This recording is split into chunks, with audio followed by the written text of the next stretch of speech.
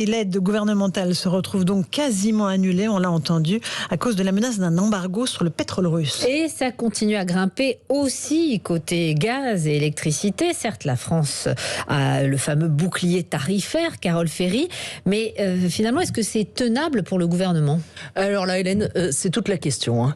Aujourd'hui, nous avons en effet en France un gel des tarifs sur le gaz, un plafonnement de la hausse de l'électricité et cette fameuse aide sur les carburants prévue jusqu'au 31 juillet.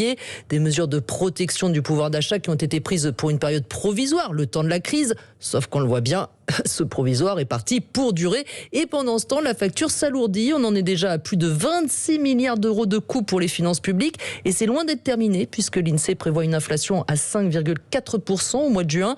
Elle atteindrait 7% sans ce bouclier tarifaire. Et selon nos informations, l'Élysée s'inquiète même d'une inflation à 10% d'ici Noël prochain. C'est vraiment la question qui ronge les esprits actuellement. Alors, est-ce que c'est tenable ? Très difficilement. C'est pour ça que la loi pouvoir d'achat devrait proposer des aides plus ciblées, notamment sur les carburants. Mais qui dit plus ciblé, dit plus compliqué. Une chose est sûre, le défi s'annonce extrêmement difficile à relever. Carole Ferry, chef du service économie d'Europe 1.